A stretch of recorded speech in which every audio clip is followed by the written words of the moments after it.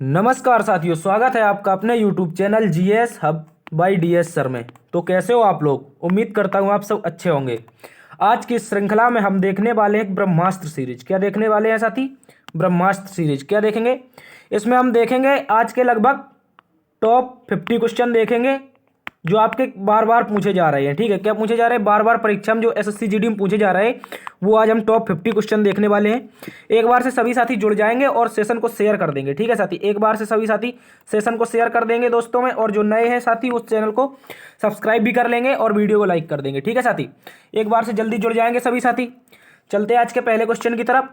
उससे पहले देखो, आज आपको बता दूं कि 18 जनवरी को आपको एसएससी जीडी का पेपर नहीं हुआ है। क्या नहीं हुआ है?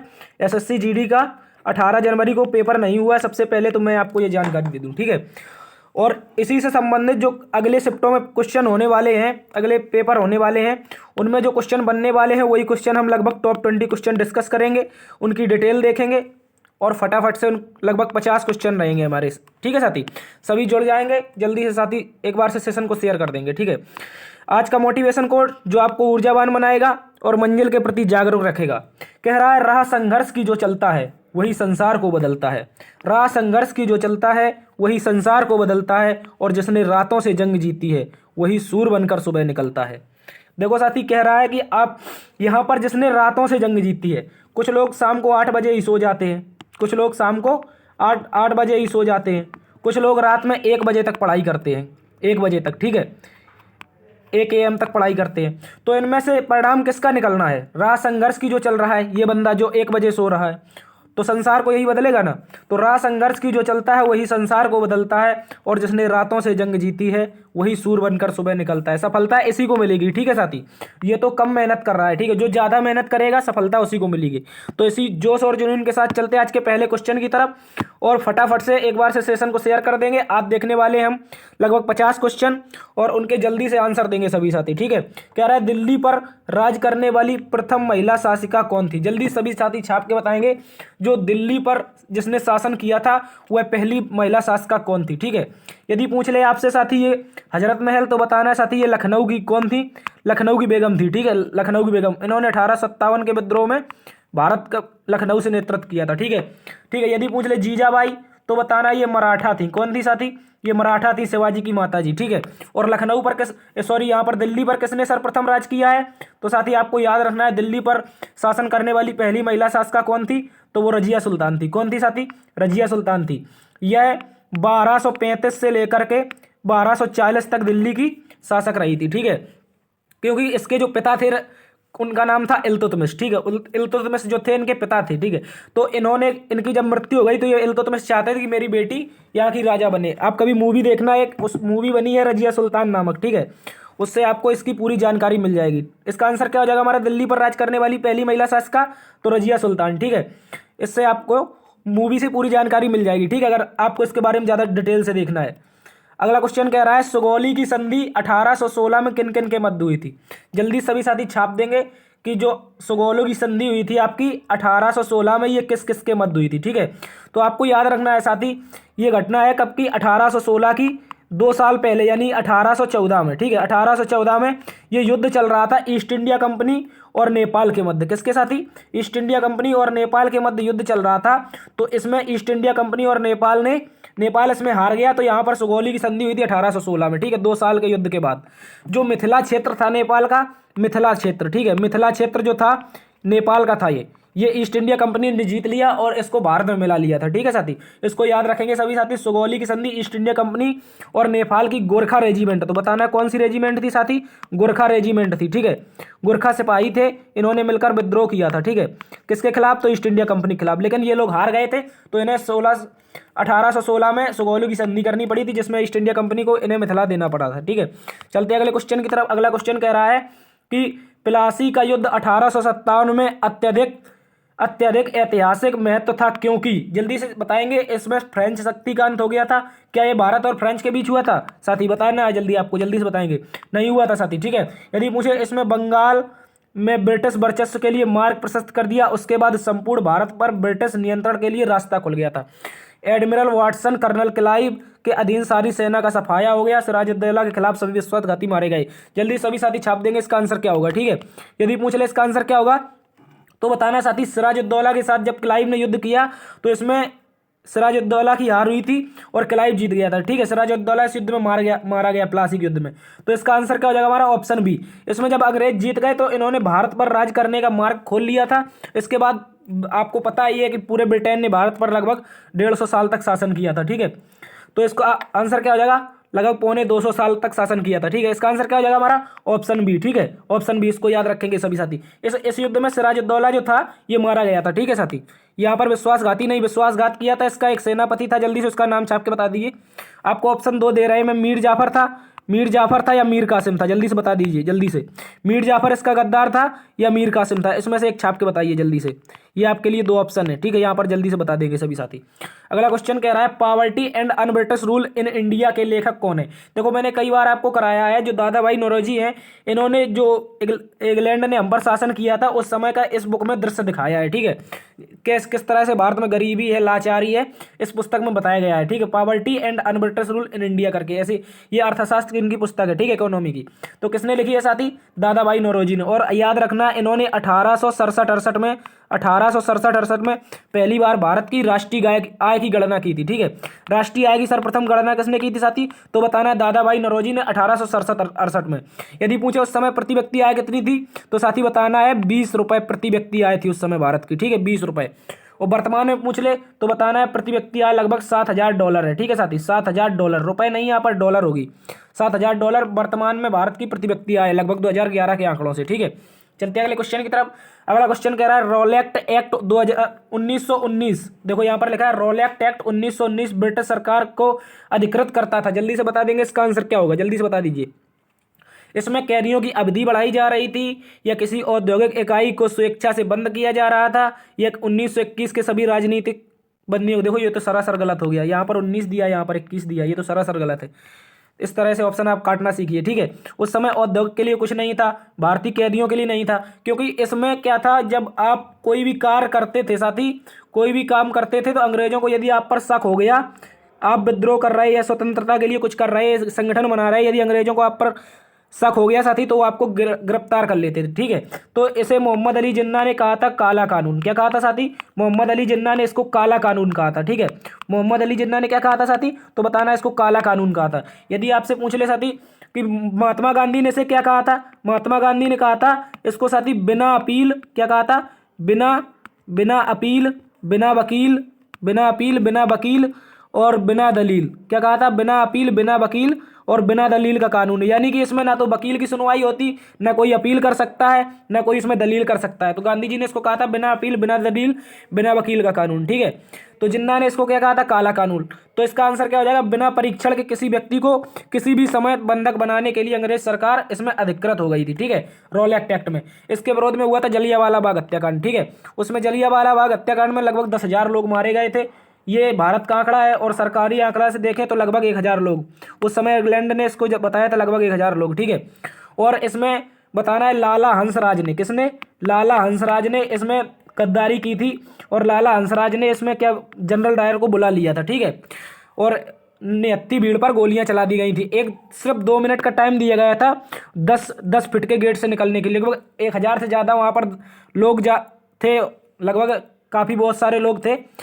तो उसमें 2 मिनट का टाइम दिया गया था। जो लोग निकल पाए तो निकल पाए, जो नहीं निकल पाए तो उसने गोलियां चलवा दी, कई लोगों की निर्मम हत्या करवा दी थी, ठीक है। इस कांड को जानते हैं जलियांवाला बाग हत्याकांड के नाम से, ठीक है। चलते अगले क्वेश्चन की तरफ। इसका आंसर क्या हो जाएगा साथी, आपका हो जाएगा डी ऑप्शन, बिना परीक्षण के किसी भी व्यक्ति को किसी भी समय बंधक बनाता था रोलेक्ट एक्ट, ठीक है। कह रहा है फारसी साप्ताहिक अखबार मिरातुल किसके द्वारा प्रकाशित किया गया था। जल्दी से बता देंगे। फारसी जो साप्ताहिक अखबार था ये मिरातुल अखबार था, इसको किसने प्रकाशित किया था। देखो सबसे पहले तो पूछे मिरातुल अखबार, फिर इससे पूछ सकता है आपकी भाषा, तो यहाँ पर फारसी, और पूछ ले कैसा था तो साप्ताहिक था, ठीक है। 1 सप्ताह में 1 बार आता था ये मिरातुल। यदि मुझे इसका संपादन कौन करता था तो बताना है साथी, इसका संपादन करते थे राजा राम मोहन राय। कौन करते थे साथी, राजा राम मोहन राय। चलते अगले क्वेश्चन। देखो लाला लाजपत राय पूछ ले अगर आपसे तो बताना है 1928 में इनको लाठी कांड हुआ था अमृतसर में, कहाँ पर, अमृतसर में, पंजाब में, ये क्या कर रहे थे, साइमन कमीशन का विरोध कर रहे थे। क्या कर रहे थे, साइमन कमीशन का विरोध कर रहे थे। तो इस समय इन पर क्या हुआ, लाठीचार्ज हुई और इनके सर में लाठी लगने से इनकी मौत हो गई थी। मृत्यु से पहले इन्होंने कहा था कि मेरे सर में लगी एक एक लाठी, क्या कहा था, इन्हें मेरे सर में लगी एक एक लाठी अंग्रेजों के ताबूत की कील साबित होगी। ठीक है साथी, इसको भी याद रखना है।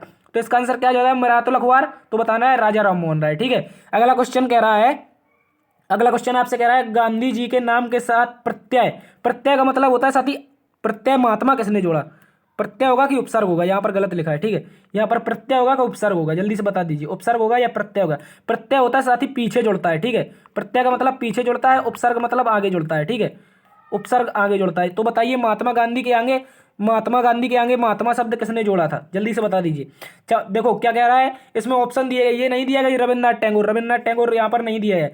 मुझे चंपारण सत्याग्रह के दौरान, रोलेक्ट एक्ट के विरुद्ध में सत्याग्रह करने के दौरान, 1919 में भारतीय राष्ट्रीय कांग्रेस के अमृतसर अधिवेशन में, या खिलाफत आंदोलन प्रारंभ होने के दौरान, जल्दी से बताएंगे। ठीक है साथी, ये साथी समय ये है 1917 का समय, और इस समय गांधी जी चंपारण का में जब किसानों को इन्होंने लाभ दिलवा दिया, किसानों को लाभ दिलवा दिया इन्होंने अंग्रेज सरकार से, तो उस समय एक पत्र लिखा गया था रविन्द्रनाथ टैगोर जी के द्वारा। किसके द्वारा साथी, रविन्द्रनाथ टैगोर ने एक पत्र लिखा था, रविन्द्रनाथ टैगोर ने एक पत्र लिखा था। इस पत्र में गांधी जी को महात्मा नाम से संबोधित किया गया था। ठीक है, किस नाम से साथी, महात्मा नाम से। तो याद रखेंगे कौन सा आंदोलन, तो साथी याद रखना है 1917 का चंपारण आंदोलन। ठीक है, कौन सा आंदोलन, चंपारण आंदोलन। ठीक है, इसको भी याद रखेंगे।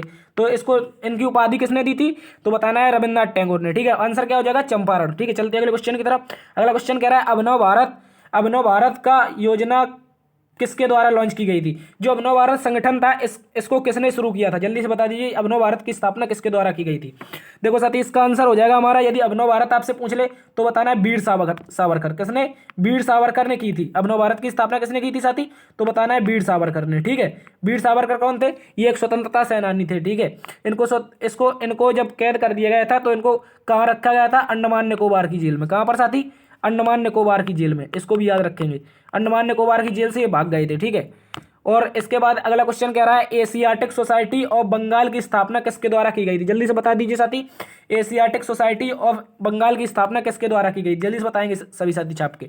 एक बार से सभी साथी सेशन को शेयर कर देंगे। ठीक है, यदि पूछ रहे आपसे दयाराम साहनी, तो सभी को पता है इन्होंने क्या की थी, हड़प्पा सभ्यता की खोज की थी। किसकी, हड़प्पा सभ्यता की खोज किसने की थी, तो बताना है दयाराम साहनी ने। ठीक है, और यदि पूछ ले आपसे कि जो आपका ये क्या है, एशियाटिक सोसाइटी ऑफ बंगाल की स्थापना किसने की थी, तो साथी बताना है सर विलियम जोन्स ने। किसने, सर विलियम जोन्स ने यहाँ पर एशियाटिक सोसाइटी ऑफ बंगाल की स्थापना की थी। ठीक है, किसकी स्थापना की थी, तो बताना है साथी विलियम जोन्स ने एशियाटिक सोसाइटी ऑफ बंगाल की स्थापना की थी। यदि पूछ रहे साथी कब की थी, तो याद रखना है आपको 1784 में। ठीक है, कब की थी साथी, 1784 में। इसको भी याद रखेंगे। ठीक है, चलते अगले क्वेश्चन की तरफ। अगला क्वेश्चन कह रहा है पूना पैक्ट महात्मा गांधी और किसके मध्य हुआ।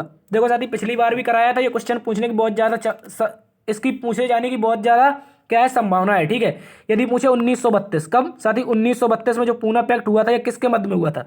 देखो जो इंग्लैंड का प्रधानमंत्री था रैमजे मैकडोनाल्ड, कौन था, रैमजे मैकडोनाल्ड, कौन था, रैमजे मैकडोनाल्ड। ठीक है, जब ये राउंड टेबल सम्मेलन में जाते थे, ये कौन जाते थे, बी आर अम्बेडकर जी। ठीक है, रैमजे मैकडोनाल्ड जो था, इसने इनके राउंड टेबल सम्मेलन में इन्होंने प्रस्ताव रखा था कि जिस प्रकार आपने मुसलमानों को निर्वाचन अलग से दिया है, उस तरह से आप दलितों को भी दिए। तो रैमजे मैकडोनाल्ड तो चाहता था कि भारत को किस तरह तोड़ा जाए, तो उसने तो क्या किया, कम्युनल अवार्ड, सांप्रदायिक पंचायत, क्या साथी, कम्युनल अवार्ड भेज दिया। कब भेजा साथी, तो याद रखना है 16 अगस्त 1932 को। कब साथी, 16 अगस्त 1932 को भारत में आया कम्युनल अवार्ड। ठीक है, इसके विरोध में गांधी जी ने 20 सितंबर को, कब साथी, 20 सितंबर को क्या कर दिया, भूख हड़ताल कर दी। किसके लिए, कि आप अंबेडकर जी भारत को क्यों तोड़ रहे हैं, आप अलग से क्यों निर्वाचन की मांग कर रहे हैं। ठीक है, भूख हड़ताल कर दी इन्होंने। जब इन्होंने भूख हड़ताल कर दी साथी, तो 24 सितंबर को, कब साथी, 24 सितंबर को जब इनको पता चला अंबेडकर जी को कि गांधी जी खाना नहीं खा रहे हैं, जब मैंने इस तरह से ये पंचायत की मांग की है, तो आपके अंबेडकर जी गांधी जी का बहुत सम्मान करते थे, तो वो उनसे मिलने कहाँ गए, यरबदा जेल। ठीक है, और इस समय अंबेडकर और गांधी जी के बीच क्या हुआ, पूना पैक्ट हुआ था। ठीक है, कहाँ पर हुआ था साथी, ये भी याद रखना है, यरबदा जेल में। यरबदा जेल में। ये कहाँ है साथी, तो याद रखना है पूना में। पूना का मतलब अर्थात पुणे में। पुणे कहाँ है, तो साथी महाराष्ट्र में। ठीक है, इसको भी याद रखेंगे। तो इस समय वायसराय कौन था? तो बताना है इरविन था। कौन था? इरविन था। इरविन था या कोई और था? ठीक है। तेज बहादुर सप्रू ने इसकी क्या की थी? मध्यस्थता की थी।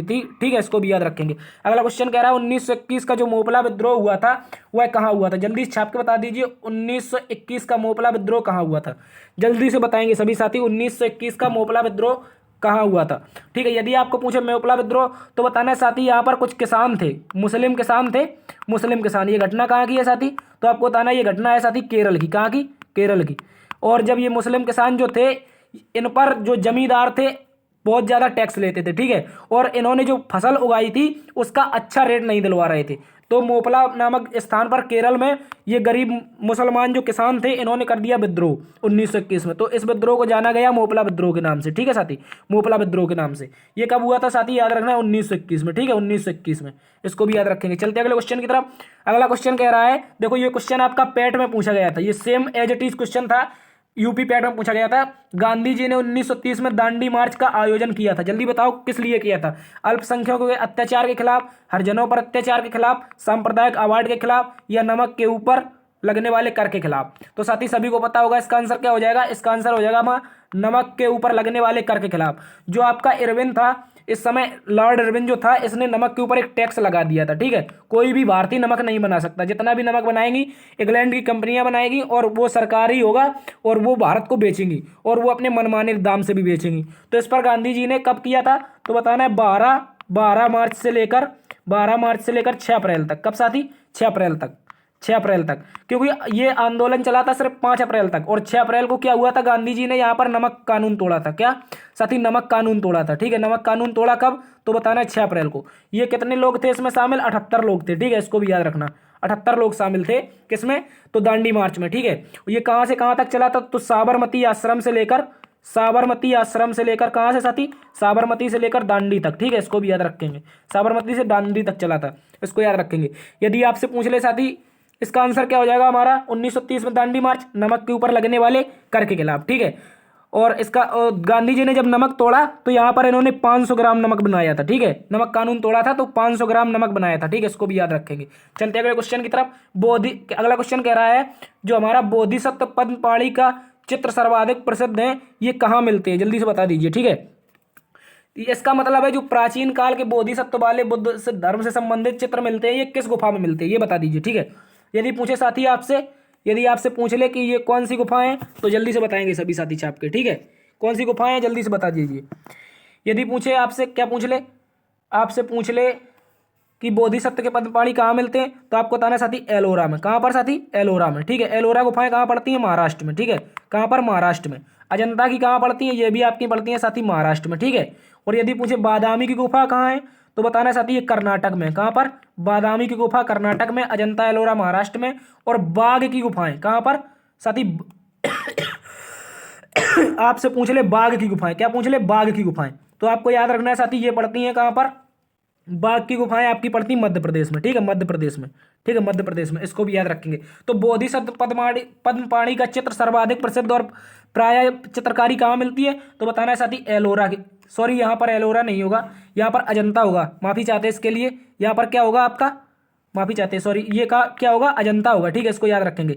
एलोरा अजंता कहाँ पड़ती है? मध्य प्रदेश में। ठीक है, मध्य प्रदेश के अलावा बाघ, सॉरी, अरे यार क्या हो रहा है साथी, माफी चाहते हैं। इसका आंसर क्या हो जाएगा हमारा? एक बार से सभी साथी फिर से देख लेंगे कि जो बोधिसत्व की पद्मपाणि की चित्रकारी मिलती है ये कहाँ पर मिलती है तो याद रखना है साथी अजंता में। अजंता की गुफाएं पड़ती हैं ये कहाँ पर? महाराष्ट्र में। ठीक है, महाराष्ट्र में। महाराष्ट्र में ये पड़ती हैं। तो इनका आंसर क्या हो जाएगा हमारा? अजंता की गुफाओं में क्या मिलती है? बोधिसत्व की। ठीक है, और बादामी के पूछे तो ये बताना है साथी कर्नाटक में है। कर्नाटक में है। कर्नाटक के अलावा बाघ की पूछ ले तो बताना मध्य प्रदेश में। ठीक है, इतना ही याद रखेंगे सभी साथी। बोधिसत्व की कहाँ मिलती है? अजंता में। ठीक है, एलोरा कहाँ है? ये भी आपकी महाराष्ट्र में है। ठीक है, चलते अगले क्वेश्चन की तरफ। क्या ये देखो, ये क्वेश्चन रिपीट हो गया, इसका आंसर हो जाएगा हमारा अजंता। ठीक है, चलते अगले क्वेश्चन की तरफ। कह रहा मौर्य वंश का अंतिम सम्राट कौन था? जल्दी सभी साथी छाप के बताएंगे जो आपका मौर्य वंश था इसका अंतिम सम्राट कौन था। तब तक बताना है आपको मौर्य वंश की जो स्थापना की थी तो बताना है साथी चंद्रगुप्त मौर्य ने की थी। किसने? चंद्रगुप्त मौर्य ने। लेकिन यहाँ पर अंतिम सम्राट पूछा, ना कि स्थापना। ठीक है, तो बताना है इसका आंसर हो जाएगा साथी आपका बृहद्रथ। क्या हो जाएगा साथी? बृहद्रथ। ठीक है, बेदरत। आपको कंफ्यूज नहीं होना है, इसका आंसर क्या हो जाएगा? बेदरत। ठीक है, इसको भी याद रखेंगे। चलते हैं अगले क्वेश्चन की तरफ। यदि स्थापना पूछे तो किसने की थी स्थापना? किसने की थी स्थापना? स्थापना चंद्रगुप्त मौर्य ने की थी। ठीक है, कब की थी तो बताना है 320 में। ठीक है, 320 BC में, इसको भी याद रखेंगे। चलते हैं अगले क्वेश्चन की तरफ। अगला क्वेश्चन कह रहा है भारतीय राष्ट्रीय कांग्रेस के पहले अधिवेशन के अध्यक्ष कौन थे? जल्दी सभी साथी छाप के बताएंगे। जो भारतीय राष्ट्रीय कांग्रेस का पहला अधिवेशन हुआ था, इसके अध्यक्ष कौन थे? ठीक है, तो आपको याद रखना है इसके पहले अध्यक्ष कौन हो जाएंगे? WC बनर्जी। ठीक है, यदि पूछे कांग्रेस की स्थापना किसने की थी तो बताना AO ने। इन्होंने क्या की थी? इन्होंने की थी स्थापना। ठीक है, स्थापना। यदि पूछ रहे, देखो आपसे पूछ सकता है सेकंड अधिवेशन, थर्ड अधिवेशन के बाद फोर्थ अधिवेशन, ये 4 पूछ सकता है, शुरुआत के हैं। ठीक है, तो बताना है साथी फोर्थ अधिवेशन के थे जॉर्ज यूले। कौन थे? जॉर्ज यूले थे। ये कहाँ हुआ था साथी? तो आपको याद रखना इलाहाबाद में। कहाँ पर? इलाहाबाद में हुआ था। ठीक है, इलाहाबाद में हुआ था फोर्थ सम्मेलन कांग्रेस का। राष्ट्र जो आपका फोर्थ अधिवेशन हुआ था, ये कहाँ पर हुआ था? इलाहाबाद में। यदि पूछ ले थर्ड के कौन थे तो बताना ये बदरुद्दीन तैयब जी थे, और ये पहले मुस्लिम थे। कौन थे साथी? पहले मुस्लिम। यदि पूछ ले सेकंड के कौन थे तो बताना साथी ये दादा भाई नौरोजी थे। कौन थे? दादा भाई नौरोजी। ठीक है, सेकंड के थे। सेकंड आपका अधिवेशन कहाँ हुआ था तो बताना ये कलकत्ता में हुआ था। सेकंड वाला कहाँ पर हुआ था? ये साथी कलकत्ता में हुआ था। और ये बदरुद्दीन तैयब वाला मुंबई में हुआ था, और सॉरी ये बम्बई में हुआ था पहला वाला। और ये आपका कहाँ पर हुआ था? दादा भाई नौरोजी के कलकत्ता में, और ये इलाहाबाद में। और ये वाला तीसरा वाला जो था बदरुद्दीन तैयब का, ये हुआ था साथी मद्रास में। कहाँ पर साथी? मद्रास में। इसको भी याद रखेंगे सभी साथी। चलते हैं अगले क्वेश्चन की तरफ। अगला क्वेश्चन कह रहा है जो आपका इंडिया हाउस है, इसकी स्थापना किसके द्वारा की गई थी? जल्दी सभी साथी छाप के बताएंगे इंडिया हाउस की स्थापना किसके द्वारा की गई थी। जल्दी छाप दीजिए। यदि पूछ ले साथी बाल कृष्ण हरि चापेकर, ये कौन थे तो बताना ये 2 भाई थे, दामोदर कृष्ण हरि चापेकर और बाल कृष्ण हरि चापेकर। ठीक है, इन्होंने क्या किया था तो बताना 1897 में पुणे का जो एक वो था, कौन था? डीएम का नाम था रेंडे। क्या नाम था साथी? डीएम का नाम रेंडे। इन्होंने इस डीएम की बालकृष्ण चापेकर और दामोदर हरि चापेकर, ये 2 भाई थे। इन्होंने जो आपके वो थे, कौन थे तो आपको याद रखना है केसरी और मराठा पत्रिका किसकी थी? जल्दी छाप के बता दीजिए। केसरी और मराठा पत्रिका किसकी थी तो आपको याद रखना है साथी किसकी थी? बाल गंगाधर तिलक की। किसकी साथी? बाल गंगाधर तिलक की। ठीक है, बाल गंगाधर तिलक की। तो इन्हीं की ये पत्रिका से इन्होंने आक्रोश में आकर रेंडे की हत्या कर दी। यदि पूछ ले आपसे अगला क्वेश्चन, यहाँ पर क्वेश्चन क्या पूछा है हमसे? यहाँ पर क्वेश्चन पूछा है इंडिया हाउस की स्थापना आपको बताना है किसने की थी? श्यामजी कृष्ण वर्मा ने। ठीक है साथी, श्यामजी कृष्ण वर्मा ने। यदि पूछे कब की थी तो जल्दी छाप के बताइए श्यामजी कृष्ण वर्मा ने इसकी स्थापना कब की थी। यदि पूछे सत्येंद्र नाथ सान्याल तो बताना है इन्होंने क्रांतिकारियों के लिए एक बाइबल लिखी थी। क्रांतिकारी की बाइबल किसे कहते हैं? क्रांतिकारी बाइबल किसे कहते हैं? जल्दी कमेंट बॉक्स में छाप दीजिए। ठीक है, अगला क्वेश्चन पूछ रहा है। अगला क्वेश्चन कह रहा है जलियांवाला बाग हत्याकांड के विरोध में सर का खिताब किसके द्वारा त्यागा गया था? सर, यहाँ पर सर क्या है? देखो सर का संबंध है नाइटहुड से, आपको कंफ्यूज नहीं होना है। नाइटहुड से, किससे है? नाइटहुड से सर का संबंध। सर की उपाधि किसने त्यागी थी तो साथी आपको याद रखना है यहाँ पर रविन्द्रनाथ टैगोर ने। किसने साथी? रविन्द्रनाथ टैगोर ने। ठीक है, ये जमनालाल बजाज कौन है? ये गांधी जी के 5वें पुत्र के नाम से जाने जाते हैं। इनकी उपाधि है गांधी जी के 5वें पुत्र। ठीक है, जमनालाल बजाज। लाला लाजपत राय तो अभी बताया साइमन कमीशन के विरोध में इनकी मृत्यु हुई थी। ठीक है, साइमन कमीशन के विरोध में पंजाब में इनकी मृत्यु हुई थी। चलते हैं अगले क्वेश्चन की तरफ। अगला क्वेश्चन कह रहा है गदर पार्टी की स्थापना किसके द्वारा की गई? जल्दी छाप दीजिए गदर पार्टी की स्थापना किसके द्वारा की गई थी, और साथ ही यह स्थापना कब हुई थी ये बताइए। ठीक है, कब हुई थी, कब के अलावा और कहाँ हुई थी ये भी बताइए, कहाँ हुई थी। ठीक है, कब हुई थी तो बताना है साथी 1913 में। किसने की थी तो साथी याद रखना है लाला हरदयाल ने। लाला हरदयाल ने गदर पार्टी की स्थापना की थी 1913 में। और कहाँ की थी तो याद रखना है साथी आपको कहाँ पर की थी? San Francisco. ठीक है, सैन फ्रांसिस्को कहाँ पड़ता है साथी? सैन फ्रांसिस्को तो आपको याद रखना है ये पड़ता है साथी यूएसए में। ठीक है, यूएसए में, यूएसए के पश्चिमी भाग में। ठीक है, इसको भी याद रखना, इसको भी याद रखना। ठीक है, अगला क्वेश्चन कह रहा है हमसे, अगला क्वेश्चन कह रहा है भारत में ब्रिटिश शासन के दौरान वह कौन सा प्रथम भारतीय था जिसे गवर्नर जनरल की काउंसिल में कानूनी सदस्य के रूप में नियुक्त किया है? जल्दी छाप कर बताइए वह कौन सा पहला व्यक्ति था जिसे गवर्नर जनरल की काउंसिल में कानूनी सदस्य के रूप में नियुक्त किया गया था? जल्दी छाप कर बताएंगे। ठीक है, यदि पूछे मोतीलाल नेहरू तो बताना है साथी मोतीलाल नेहरू जी थे। इन्होंने उनके साथ चित्तरंजन दास के साथ मिलकर, किसके साथ? चित्तरंजन दास के साथ मिलकर इन्होंने की थी किसकी स्थापना तो बताना है साथी स्वराज पार्टी की स्थापना। किसकी? स्वराज पार्टी की स्थापना। ठीक है, इसको भी याद रखेंगे। इसके अलावा यदि आपसे पूछ ले इंडियन काउंसिल में शामिल होने वाला कौन कानूनी व्यक्ति था? तो बताना है सत्येंद्र प्रसाद सिन्हा। कौन था? सत्येंद्र प्रसाद सिन्हा। इसको याद रखेंगे, ठीक है, इसको भी याद रखेंगे। तो इसका आंसर क्या हो जाएगा हमारा? गवर्नर जनरल की काउंसिल में शामिल होने वाला प्रथम भारतीय कौन था? सत्येंद्र प्रसाद सिन्हा, ठीक है। ये कब शामिल हुआ था साथी? तो आपको याद रखना है, ये शामिल हुआ था 1909 में। कब हुआ था साथी? 1909 में। 1909 में किसके समय? तो सभी को पता है इस समय कौन थे? लॉर्ड मार्ले थे। कौन थे? मार्ले। मार्ले भारत का गवर्नर जनरल वायसराय था, ठीक है, इसको भी याद रखें। मार्ले मिंटो सरदार कब आया था? 1909 में। तो इसी समय इनको सत्येंद्र प्रसाद सिन्हा को क्या नियुक्त किया गया था? गवर्नर जनरल की काउंसिल का कानूनी सदस्य, ठीक है। कह रहा है Lord William Bentinck. Lord William Bentinck के शासनकाल में कौन सी महत्वपूर्ण घटनाएं हुई? जल्दी से छाप के बताएंगे। क्या सती प्रथा का अंत हुआ विलियम बेंटिक के काल में? क्या ठगी प्रथा का अंत हुआ? क्या भारत में अंग्रेजी भाषा का शिक्षा माध्यम बनाया गया? जल्दी से छाप के बताएंगे। क्या ये सभी सही है? जल्दी से बताएंगे, ठीक है। तो आपको याद रखना है सती प्रथा का अंत राजा राम मोहन राय के प्रयास से। किसके साथी? राजा राम मोहन राय के प्रयास से। राजा राम मोहन राय के प्रयास से विलियम बेंटिक ने 1829 में कर दिया था, ठीक है। ये तो सही हो जाएगा। यदि पूछे ठगी प्रथा, तो इसका भी अंत लॉर्ड विलियम बेंटिक ने 1830 में किया था, कर्नल सलीमन की सहायता से, ठीक है। यदि पूछे भारत में अंग्रेजी शिक्षा माध्यम बना, तो बताना है साथी मैकाले को इसका पहला अध्यक्ष बनाया गया था, ठीक है। इस समय गवर्नर जनरल कौन था? तो बताना लॉर्ड विलियम बेंटिक। इसके बाद मैकाले ही भारत का अगला गवर्नर जनरल बना था, ठीक है, इसको भी याद रखेंगे। इसका आंसर क्या हो जाएगा? उपर्युक्त सभी, ठीक है। अगला क्वेश्चन कह रहा है निम्नलिखित में से लॉर्ड वेलेजली के दौरान शासनकाल के दौरान कौन सी महत्वपूर्ण घटनाएं हुई थी, ठीक है। इस तरह से क्वेश्चन आपसे पूछे जा रहे हैं। यदि पूछे चौथा आंग्ल मैसूर युद्ध, तो साथी आपको याद रखना है इस युद्ध में टीपू सुल्तान की मृत्यु हुई थी। किसकी? टीपू सुल्तान की, ठीक है, टीपू सुल्तान की। यदि पूछे टीपू सुल्तान किस क्लब का सदस्य था, तो साथी आपको याद रखना है जैकोबिन क्लब का। किसका? जैकोबिन क्लब का सदस्य कौन था? जैकोबिन क्लब का सदस्य तो आपको याद रखना है टीपू सुल्तान था, ठीक है साथी। इसके अलावा आपको याद रखना है पोर्ट विलियम कॉलेज की स्थापना कब हुई? 1800 ईस्वी में हुई थी। ये 10 अप्रैल को हुई थी। कब साथी? 10 अप्रैल को, ठीक है। आपको डेट याद नहीं रखनी, लेकिन इतना जरूर याद रखना है कि आपको कलकत्ता में 1800 ईस्वी में पोर्ट विलियम कॉलेज की स्थापना लॉर्ड वेलेजली के समय हुई थी, ठीक है। और सहायक संधि सर्वप्रथम किसने चलाई थी? तो बताना है वेलेजली ने, ठीक है। चलते अगले क्वेश्चन की तरफ। अगला क्वेश्चन कह रहा है महात्मा गांधी ने किस आंदोलन में भूख को हथियार के रूप में प्रयोग किया था? ये बताना है सर्वप्रथम महात्मा गांधी ने भूख हड़ताल कब की थी? ये बताइए सभी साथी, ठीक है। इसका अर्थ यही है, ठीक है, भूख हड़ताल। तो आपको याद रखना है साथी, ये था अहमदाबाद मजदूर मिल आंदोलन। कौन था? अहमदाबाद मजदूर मिल आंदोलन। ये कब हुआ था साथी? तो आपको याद रखना है 1918 में, ठीक है, 1918 में। ये कब हुआ था? 1918 में, ठीक है, इसको भी याद रखेंगे। यदि पूछे रॉलेट एक्ट, अभी बताया था आपको 1919 में आया था, ठीक है, काला कानून कहा था जिन्ना ने इसको। असहयोग आंदोलन तो आपको याद रखना है 1 अगस्त। कब साथी? 1 अगस्त 1920, ठीक है, 1 अगस्त 1920। इसी दिन किसकी मृत्यु हो गई थी? तिलक जी की, ठीक है, इसको भी याद रखेंगे। अहमदाबाद भूख हड़ताल में क्या हुआ था कि गांधी जी ने मजदूरों से कहा था कि आप भूख हड़ताल कर दीजिए, लेकिन गांधी जी आए तो मजदूर 2 दिन के भूखे थे और गांधी जी वहां से पकौड़ी खाते हुए आ रहे थे। तो गांधी जी को क्या कहा गया?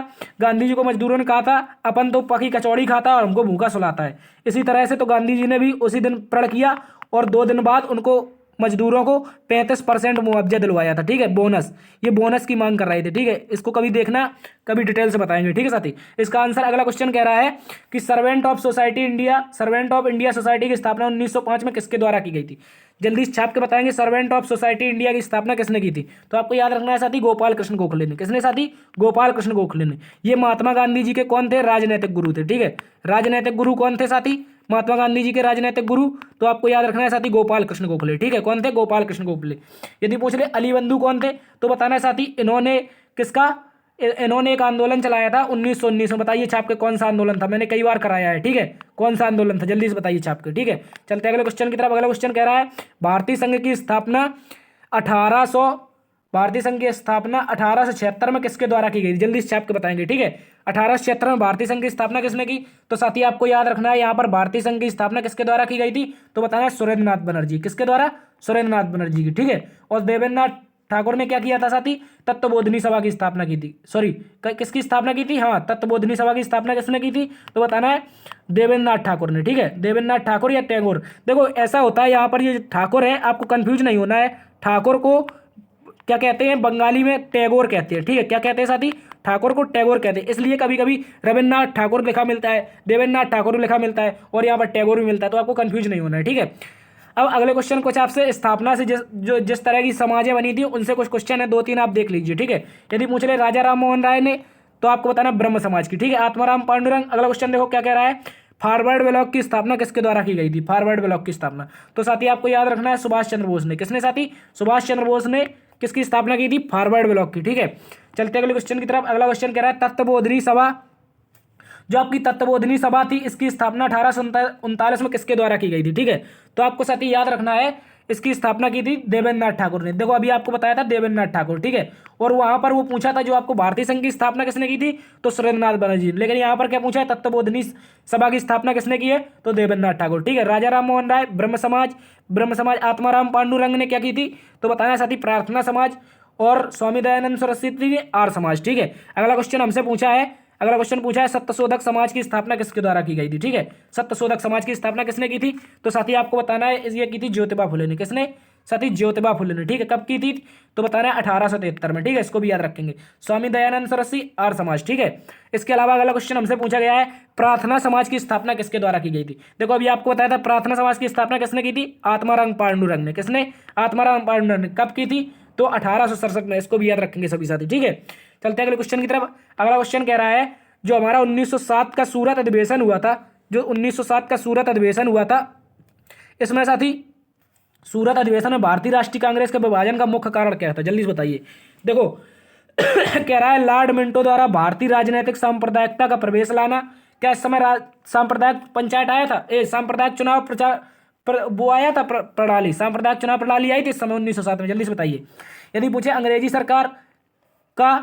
सरकार के साथ नरमपंथियों की वार्ता करने की क्षमता के बारे में चरमपंथियों का विश्वास का अभाव था और मुस्लिम लीग की स्थापना हो गई थी, या फिर राष्ट्रीय कांग्रेस के अध्यक्ष का निर्वाचन अरविंद घोष की असमर्थता थी? जल्दी से बताइए, इसमें आंसर क्या हो जाएगा आपका?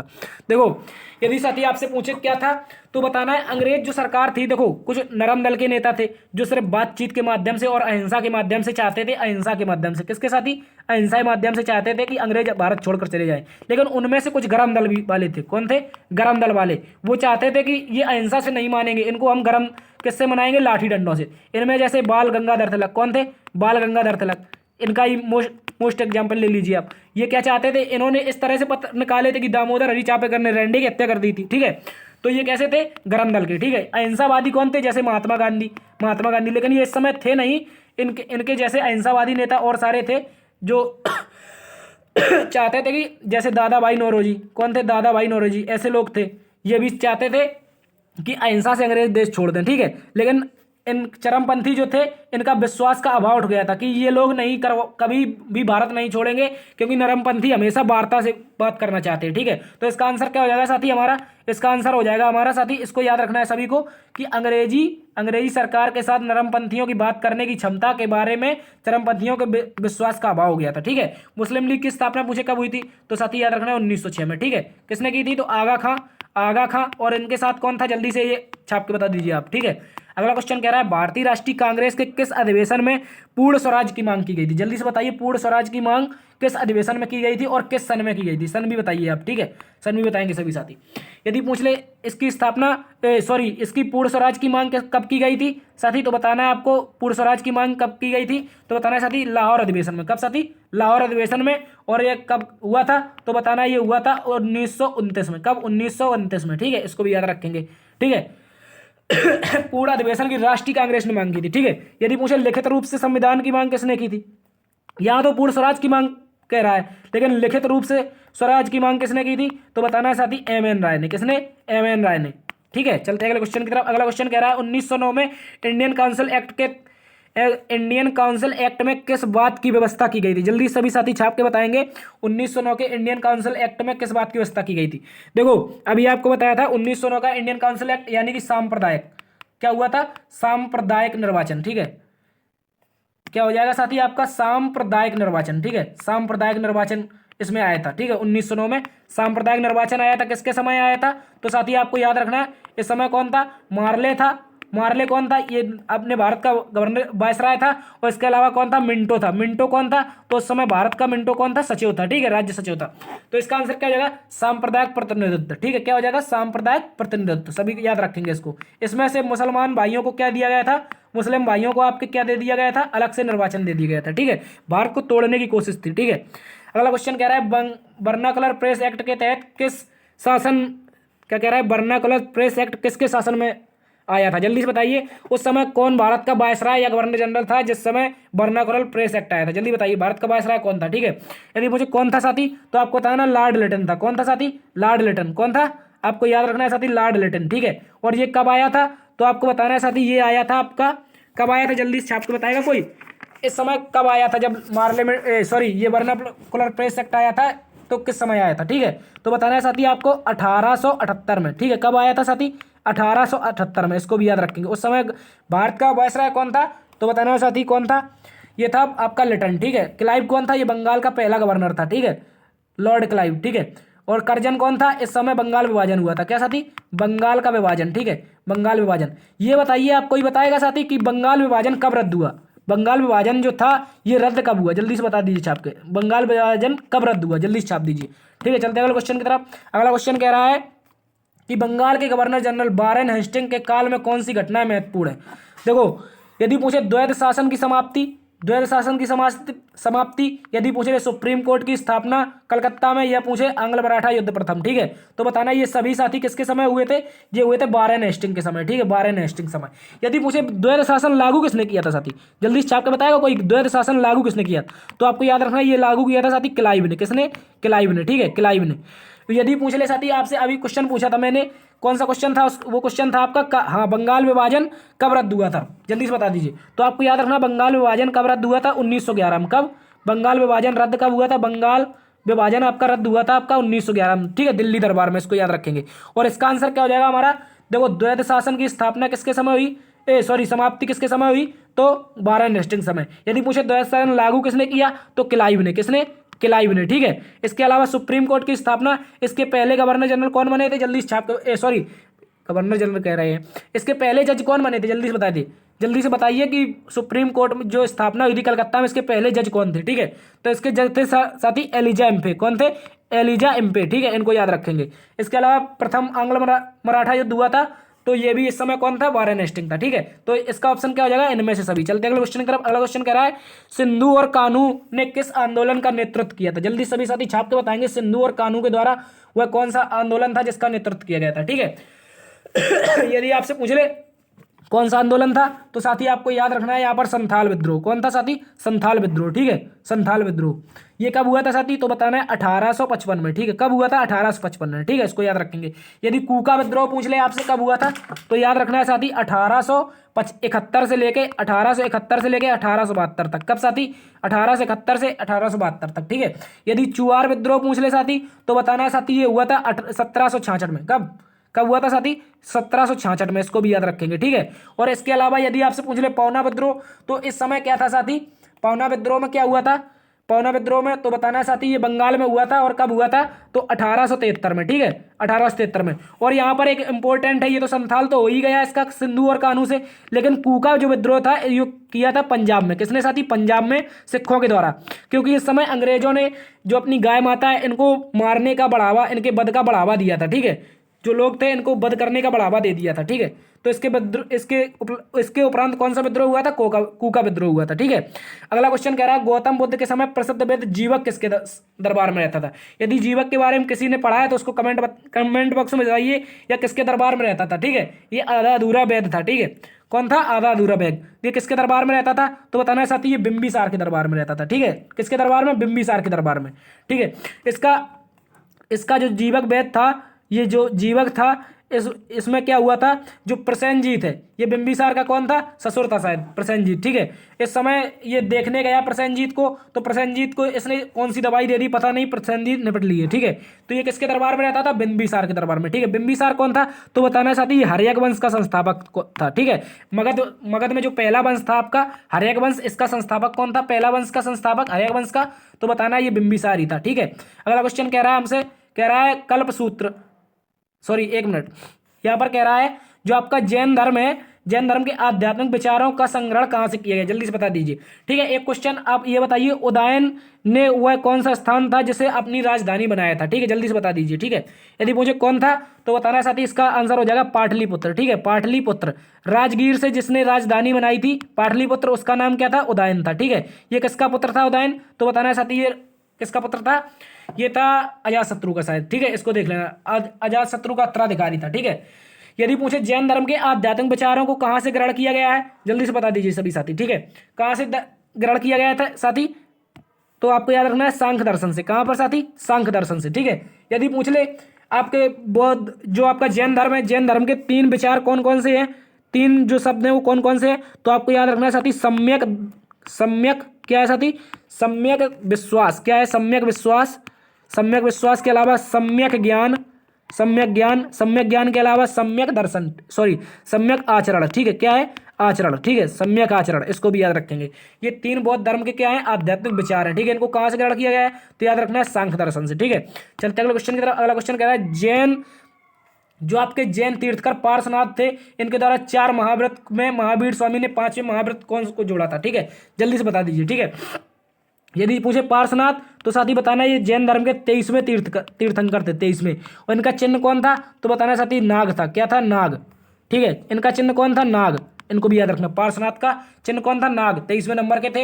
यदि पूछे 5वें महाव्रत को किसने जोड़ा, तो बताना साथी महावीर स्वामी ने। लेकिन कौन सा जोड़ा है, तो याद रखना ब्रह्मचर्य, ठीक है। कौन जोड़ा है, देखो 5 महाव्रत थे, सत्य अहिंसा अस्तेय अपग्रह, एक अस्तेय भी था, कौन था साथी अस्तेय, अस्तेय भी था, इसमें ये 5 थे टोटल, ठीक है। एक अस्तेय, सत्य अहिंसा अस्तेय अपग्रह ब्रह्मचर्य, ठीक है। ये 5 कुल मिला के महाव्रत थे जैन धर्म के, ठीक है। जो 5वां था ब्रह्मचर्य, इसे किसने जोड़ा था, तो महावीर स्वामी ने, इसको भी याद रखेंगे। चलते अगले क्वेश्चन की तरफ। अगला क्वेश्चन कह रहा है अफ्रीका में उष्ण घास के मैदान को निम्न में से किस नाम से जाना जाता है, जल्दी से बताइए। अफ्रीका के जो उष्ण घास के मैदान है किस नाम से जाने जाते हैं, ठीक है। यदि मुझे किस नाम से जाने जाते हैं साथी, तो आपको बताना है बेल्ट्स, ठीक है। अफ्रीका में कौन से पाए जाते हैं, तो बताना है बेल्ट्स। यदि मुझे सवाना कहाँ पाए जाते हैं, तो बताना है साथी ये केन्या और तंजानिया में, ठीक है, केन्या और तंजानिया में, ठीक है, तंजानिया में। लेकिन यहाँ पर आपसे क्या पूछा है साथी, यहाँ पर आपसे क्या पूछा, उष्ण पूछा है, ठीक है। उष्ण कौन हो जाएंगे, बेल्ट हो जाएंगे। यदि पंपास पूछ ले तो बताना है साथी अर्जेंटीना, कहाँ पर अर्जेंट में पंप चलाना है, ठीक है, अर्जेंट में पंप चलाना है, अर्जेंटीना जाना है, अर्जेंटीना के पंपास, ठीक है। प्रेरी कहाँ के, तो बताना है साथी उत्तरी अमेरिका महाद्वीप में, ठीक है, उत्तरी अमेरिका महाद्वीप में प्रेरी घास के मैदान पाए जाते हैं, ठीक है। ये इसमें क्या क्या हो जाएगा, कनाडा हो जाएगा, आपका मैक्सिको हो जाएगा, अमेरिका हो जाएगा, और अन्य देश जो उसमें है वो हो जाएंगे, ठीक है। प्रेरी घास के मैदान उत्तरी अमेरिका महाद्वीप में। अगला क्वेश्चन कह रहा है मैग्नीटॉट रेखा किन देशों के मध्य स्थित है, जल्दी से बताइए। मैग्नीटॉट जो रेखा है ये किन देशों के मध्य, ठीक है। और आप बताना है इसके बारे में यूएसए और कनाडा के बीच कौन सी अक्षांश है, ठीक है। तो आपको याद रखना है ये 49वां समांतर कौन है, 49वीं अक्षांश, ठीक है। 49वीं अक्षांश किस किस के मध्य है, तो आपको साथ ही याद रखना है किस किस के मध्य, यूएसए और कनाडा के मध्य, ठीक है। यदि पूछे मैग्नीनॉट रेखा किसके मध्य है, तो साथ ही याद रखना है फ्रांस और जर्मनी के मध्य, ठीक है। किस किस के मध्य है मैग्नीनॉट, तो फ्रांस और जर्मनी के मध्य। चलते अगले क्वेश्चन की तरफ। अगला क्वेश्चन कह रहा है भारत की सबसे बड़ी सिंचाई नहर को कहा जाता है, क्या कहा जाता है, भारत की सबसे बड़ी सिंचाई नहर कौन सी है, जल्दी से बताइए। यमुना नहर है, ये नदी है, ठीक है। सरहद या ऊपरी बारी दोआब नहर, इंदिरा गांधी सागर नहर, बस जल्दी से बताइए, ठीक है। इसका आंसर क्या हो जाएगा साथी। यदि पूछे भारत की सबसे बड़ी सिंचाई नहर कौन है, तो बताना है साथी इंदिरा गांधी नहर, कौन है साथी, इंदिरा गांधी नहर, ठीक है। इसको याद रखेंगे सभी साथी, भारत की सबसे बड़ी सिंचाई नहर इंदिरा गांधी नहर, ठीक है। इस नहर से मोस्टली राजस्थान में सिंचाई होती है, ठीक है, इसको भी याद रखेंगे। कह रहा है विश्व का सबसे ऊंचा झरना कौन सा है, जल्दी से बताइए। यहाँ पर ये झरना लिखा, क्या लिखा है साथी, झरना लिखा है, झरना। विश्व का सबसे ऊंचा झरना कौन सा है, ठीक है। बताना है ये सबसे झरना ऊंचा है, इसका नाम क्या है साथी, इसका नाम है एंजल, क्या नाम है साथी, एंजल, ठीक है। ये किस नदी पर है, तो बताना है चिरू नदी पर, कौन सी, चिरू या चोरू करके नदी है, ठीक है, इसको याद रख लेना आप। एंजल जलप्रपात कहाँ है, तो साथी आपको बताना है वेनेजुएला में, कहाँ पर, वेनेजुएला में। ये कहाँ पड़ता है, तो साथी आपको बताना है ये दक्षिण अमेरिका महाद्वीप में, दक्षिण अमेरिका महाद्वीप में पड़ता है, ठीक है साथी, कहाँ पर, दक्षिण अमेरिका महाद्वीप में, ठीक है। अगला क्वेश्चन कह रहा है, देखो अब यहाँ से देख लेते गुआना। तो गुआना में जो भारत में अभी हाल ही में क्या हुआ है साथी, अभी हाल ही में हुआ है 2023 में आपका क्या प्रवासी दिवस, ठीक है, प्रवासी दिवस। प्रवासी दिवस के मुख्य अतिथि कौन थे, तो गुआना के राष्ट्रपति थे जिनका नाम था मोहम्मद इरफान अली, कौन थे साथी, मोहम्मद इरफान अली, ठीक है, मोहम्मद इरफान अली, ये कौन थे, गुआना के राष्ट्रपति थे।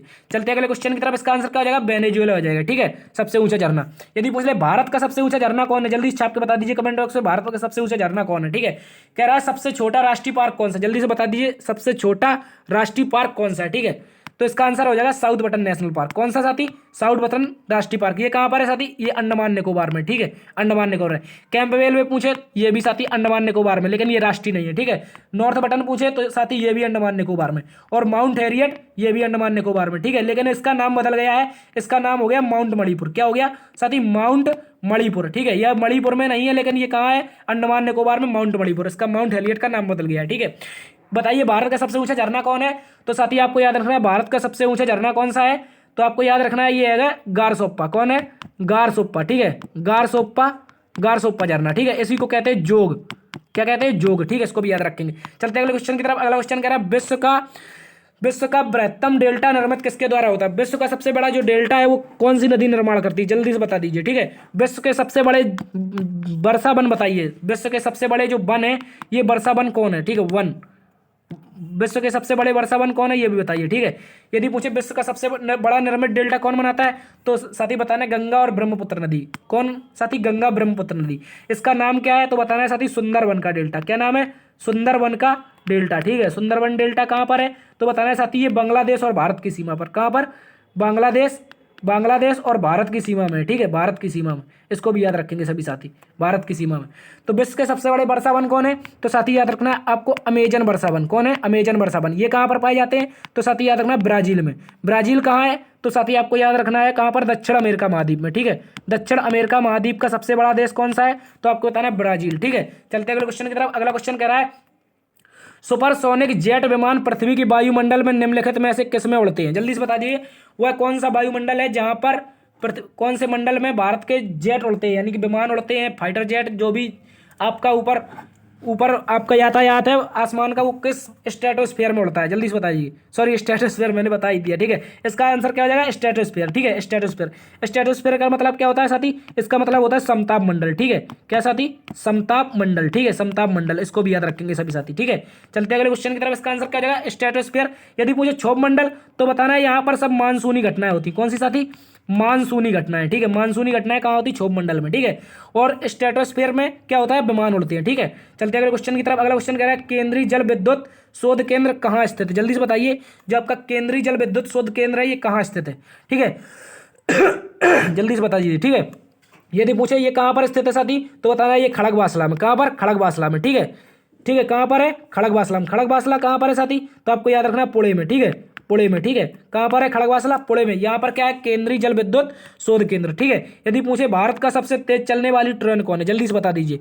भारत की जो सबसे तेज गति से चलती ट्रेन है ये कौन है, ठीक है। और ये बताइए इस ट्रेन का दूसरा नाम क्या है, इस ट्रेन का एक और नाम है, सेकंड नाम, इसका पुराना नाम क्या है, ठीक है, ये भी बताइए। तो इसका आंसर हो जाएगा साथी वंदे भारत ट्रेन। कौन है, वंदे भारत एक्सप्रेस, ठीक है, वंदे भारत एक्सप्रेस। इसकी घोषणा कब हुई थी, तो बताना है बजट 2022 में। कब साथी, बजट 2022 में, बजट 2022 में भारत में 400 वंदे भारत ट्रेन बनाने का लक्ष्य रखा गया था। कितनी, 400 वंदे भारत ट्रेन, ठीक है। यदि पूछे सबसे तेज चलने वाली ट्रेन, वंदे भारत। और इसी का पुराना नाम है साथी T18। क्या नाम है, T18। क्या नाम है साथी, इसको याद रखना है, T18 नाम है, ठीक है इसका। चलते अगले क्वेश्चन की तरफ। अगला क्वेश्चन कह रहा है हमसे साथी साइलेंट वैली या मूक घाटी या फिर शांत घाटी, ठीक है, किस राज्य में स्थित है, जल्दी बताइए। साइलेंट, मूक, शांत घाटी, मौन घाटी पूछ ले तो बताना है किस राज्य में है। ये साथी कहाँ पर है, केरल में, ठीक है, इसको याद रखेंगे। कहाँ पर है, केरल में, केरल में। और इसी नाम से क्या है, साइलेंट वैली नाम से एक नेशनल पार्क भी है, ठीक है। कहाँ पर, ये भी केरल में, ठीक है, इसको भी याद रखेंगे। जम्मू कश्मीर में क्या है साथी, तो आपको याद रखना है दाचिंगम नेशनल पार्क। क्या है साथी, दाचिंगम नेशनल पार्क, ठीक है, दाचिंगम नेशनल पार्क। इसके अलावा पूछ ले सलीम अली नेशनल पार्क। क्या है, सलीम अली नेशनल पार्क। इसके अलावा पूछ ले कौन सा एक नेशनल पार्क, जल्दी छाप के बता दीजिए, ठीक है। तमिलनाडु में क्या है, तो आपको बताना है साथी यहाँ पर क्या है, पोंगल त्योहार होता है। पोंगल त्योहार में क्या होता है, जल्लीकट्टू होता है। क्या है साथी, जल्लीकट्टू, ठीक है, जल्लीकट्टू। ये आपके SSC GD में 2 बार पूछ चुका है जल्लीकट्टू, ठीक है, इसको भी याद रखेंगे अच्छी तरह से। चलते अगले क्वेश्चन की तरफ। अगला क्वेश्चन कह रहा है निम्नलिखित में से कौन सा कथन सत्य नहीं, जल्दी से बता दीजिए। वह कौन सा कथन है जो निम्नलिखित में से सत्य नहीं, जल्दी से बता दीजिए। कह रहा है महानदी का उद्गम स्थान छत्तीसगढ़ है। क्या ये सही है, जल्दी से बताइए। गोदावरी नदी महाराष्ट्र निकलती, क्या ये सही है। कावेरी नदी आंध्र प्रदेश से निकलती, क्या ये सही है। या ताप्ती नदी मध्य प्रदेश से निकलती, क्या ये सही है। निम्नलिखित में से कौन सा सही नहीं है, ठीक है, जल्दी से ये बताना है आपको। इसको भी याद रखना है, नहीं को, ठीक है, वरना आप सही बताते रहो, 2-3 आंसर दे डालो, ठीक है। इसका आंसर क्या हो जाएगा साथी, तो आपको याद रखना है साथी, आपको इसका आंसर हो जाएगा, क्या हो जाएगा, कावेरी नदी, कावेरी नदी, ठीक, क्या हो जाएगा साथी, कावेरी नदी। कावेरी नदी का अर्थ होता है ये कहाँ से निकलती है, तो आपको बताना है साथी ब्रह्मगिरी की पहाड़ी। कहाँ है, ये आंध्र प्रदेश नहीं होगा, यहाँ पर क्या नहीं होगा, यहाँ पर आंध्र प्रदेश नहीं होगा। इसके स्थान पर क्या हो जाएगा, ब्रह्मगिरी की पहाड़ी हो जाएगी। किसकी, ब्रह्मगिरी की पहाड़ी। और साथ ही ये कहाँ पर पड़ती है, तो आपको बताना है साथ ही कर्नाटक में। कहाँ पर, कर्नाटक में। इसको भी याद रखेंगे, ठीक है। चलते अगले क्वेश्चन की तरफ। ताप्ती कहाँ से निकलती है, मध्य प्रदेश से। महानदी कहाँ निकलती है, छत्तीसगढ़ से। गोदावरी कहाँ से निकलती है, महाराष्ट्र से, ठीक है। इसको भी याद रखेंगे। चलते अगले क्वेश्चन की तरफ। कह रहा है कह रहा है पृथ्वी के केंद्रीय भाग में किसका निर्माण हुआ है। जल्दी से बताइए। मैंने आपको बताया था एक दिन, भूपर्पटी बताया था। क्या बताया था, भूपर्पटी बताया था। भूपर्पटी के अलावा बताया था सियाल बताया था। क्या बताया था, सियाल बताया था। सियाल के बाद सीमा बताया था। सीमा के अलावा क्या बताया था, निफे बताया था, ठीक है, निफे, ठीक है, निफे। इसमें क्या क्या पाया जाता है, इन सभी में बताइए, ठीक है। इसमें क्या क्या पाया जाता है, तो साथ ही आपको याद रखना है, इसमें ऑक्सीजन, सिलिकॉन, एल्यूमिनियम और क्या पाया जाता है। इसके अलावा एक तत्व और है, कौन सा है बताइए जल्दी छाप के, ठीक है। इसके अलावा कौन सा एक तत्व है, एल्यूमिनियम। भूपर्पटी में एल्यूमिनियम, सिलिकॉन, ऑक्सीजन। इसके अलावा एक कौन सा तत्व है, जल्दी से बता दीजिए छाप के, ठीक है। जल्दी से बताएंगे सभी साथी, ठीक है। और यदि पूछ ले आपसे सियाल में क्या पाया जाता है, सियाल में, सियाल का मतलब ही क्या होता है साथी, सियाल का मतलब ही क्या होता है, सियाल का मतलब क्या होता है, सिलिका और एल्यूमिनियम। क्या होता है, सियाल, सियाल, SIAL, ठीक है। ये क्या हो गया, सियाल, सिलिका, एल्यूमिनियम, ठीक है। इसके अलावा यदि आपसे पूछ ले सीमा में क्या पाया जाता है, सीमा में, तो सीमा में पाया जाता है मैग्नीशियम। ये कहाँ है, ये सियाल हो गई। ये कहाँ पर, सबसे पहली तो एक ये हो गई। इसके अलावा पहले नंबर पर ये हो गई। इसके अलावा क्या हो गया, सीमा, सीमा का मतलब सिलिकॉन, मैग्नीशियम, ये हो गई। इसके अलावा लास्ट जो कोर है, कोर जो पृथ्वी की कोर है, इसमें क्या पाया जाता है साथी, तो आपको बताना है निकेल और लोहा, निफे, निफे। क्या हो जाएगा साथी, निफे हो जाएगा। इसका आंसर क्या हो जाएगा, निफे। निफे का मतलब Na और Fe किसका सूत्र होता है, ये होता है लोहा का, और Na किसका होता है, निकेल का, ठीक है। तो निकेल और लोहा किसमें पाया जाता है, कोर में पाया जाता है, ठीक है। चलते अगले क्वेश्चन की तरफ। कह रहा है क्षुद्र ग्रह पट्टी किन दो ग्रहों के मध्य, जल्दी से बताइए। क्षुद्र ग्रह पट्टी किन दो ग्रहों के मध्य, तो आपको याद रखना है साथी, ये मंगल और बृहस्पति के मध्य। किसके मध्य, मंगल और बृहस्पति के मध्य। एक दिन आपको पूरी डिटेल के साथ मैंने कराया था पिछली क्लासों में, ठीक है। यदि पूछ ले पृथ्वी और शुक्र ये कौन है, तो ये बताना, ये जुड़वा बहन कहते हैं इसे। क्या कहते हैं, जुड़वा बहन, ठीक है, जुड़वा बहन, ठीक है, जुड़वा बहन। पृथ्वी की भगनी किसे कहते हैं, भगनी, भगनी का मतलब होता है बहन। तो पृथ्वी और शुक्र ये क्या है, जुड़वा बहन, ये पृथ्वी की भगनी। भोर का तारा, सांझ का तारा, इसे शुक्र को ही कहते हैं, ठीक है। सबसे चमकीला ग्रह, वायुमंडल का सबसे गर्म ग्रह, सबसे गर्म ग्रह पूछ ले, यहाँ पर बुध नहीं होगा तो क्या होगा, शुक्र होगा, ठीक है। बुध होगा ही नहीं, क्योंकि बुध सूर्य के नजदीक है लेकिन वो गर्म नहीं है, और शुक्र सूर्य से दूर होने के बाद भी सबसे गर्म ग्रह है, ठीक है। इसको भी याद रखेंगे। चलते अगले क्वेश्चन की तरफ। अगला क्वेश्चन कह रहा है हमसे, अगला क्वेश्चन क्या कह रहा है साथी, एक मिनट रुकना, एक मिनट। अगला क्वेश्चन कह रहा है भारत की कौन सी नदी कर्क रेखा को 2 बार काटती है, ठीक है। जल्दी से बताइए, भारत की वह कौन सी नदी है जो कर्क रेखा को 2 बार काटती है, जल्दी से बता देंगे सभी साथी, ठीक है। यदि पूछे कौन सी नदी है, तो बताना है साथी माही नदी। कौन सी, माही नदी, ठीक है।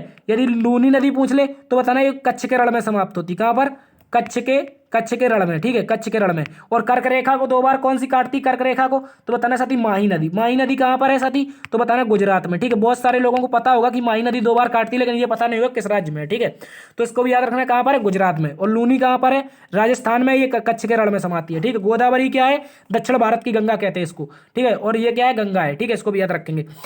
तो फिर आज की क्लास में इतना ही साथी। उम्मीद करता हूं आज की क्लास आपको पसंद आई होगी। यदि साथी पसंद आई है तो लाइक, शेयर और सब्सक्राइब करते जाइए। देखते रहिए GS बाय DS सर। मिलते हैं अगली क्लास में, तब तक के लिए अपना ख्याल रखना। जय हिंद।